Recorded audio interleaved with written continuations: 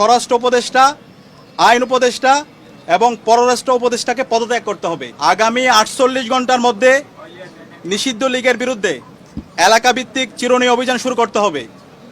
নিষিদ্ধ ঘোষিত সংগঠনের বিভিন্ন স্তরের সকল সন্ত্রাসীদেরকে গ্রেপ্তার করতে হবে। আমাদের 1 নম্বর দাবি, আমাদের ভাই উসমান হাদির উপর গুলিবর্ষণের সঙ্গে জড়িত প্রত্যক্ষ হামলাকারী, পরিকল্পনাকারী ও সহায়তাকারী সকল সন্ত্রাসীদেরকে গ্রেপ্তার করতে হবে। গোয়েন্দা সংস্থা সহ রাষ্ট্রের সকল সংশ্লিষ্ট অর্গানকে দ্রুত জবাবদিহির আওতায় নিয়ে আসতে হবে এবং যাদের গাফলতি প্রমাণিত হবে তাদের বিচারের মুখোমুখি করতে হবে।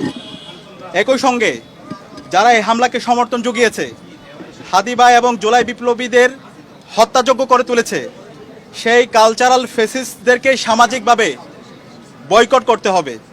এইসব ব্যবস্থা অনতিবিলম্বে দৃশ্যমান করতে হবে।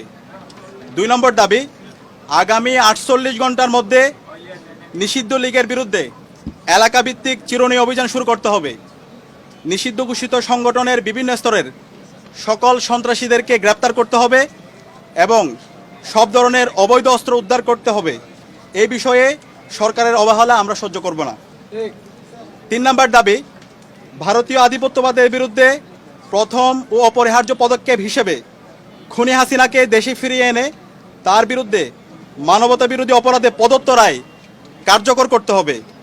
গণহত্যাকারী সন্ত্রাসীদের আশ্রয় দেওয়ার প্রতিবাদে ভারতের সঙ্গে কূটনৈতিক সম্পর্ক পুনর্বিবেচনা করতে হবে। অভিযুক্তদের ফেরত না দেওয়ার পূর্ব পর্যন্ত কূটনৈতিক সম্পর্ক স্বাভাবিক করা যাবে না। এই দাবি অনতিবিলম্বে না মানা, আইন শৃঙ্খলা পরিস্থিতি দৃশ্যমান পরিবর্তন না দেখাতে পারলে স্বরাষ্ট্র উপদেষ্টা, আইন উপদেষ্টা এবং পররাষ্ট্র উপদেষ্টাকে পদত্যাগ করতে হবে। এই 3 দফা দাবি আমরা জানিয়েছি এবং একই সাথে আমরা গতকাল থেকে বাংলাদেশের সকল ছাত্র সংগঠন, সিভিল সোসাইটি, সাংবাদিক এবং জুলাইয়ে যে সমস্ত সংগঠনগুলো তৈরি হয়েছে, জুলাইয়ের যারা আমাদের সহযোদ্ধা ছিল, আমরা সবার সাথে গতকাল থেকে যোগাযোগ করছি, মিটিং করছি। ছাত্রদল, ছাত্র শিবির, ইন্ডিপেন্ডেন্ট অ্যাক্টিভিস্ট এবং বামপন্থী সংগঠন, ইসলামিক সংগঠন এবং সব ধরনের নাগরিক, ছাত্র এবং নাগরিকদের সাথে আমরা যোগাযোগ করেছি।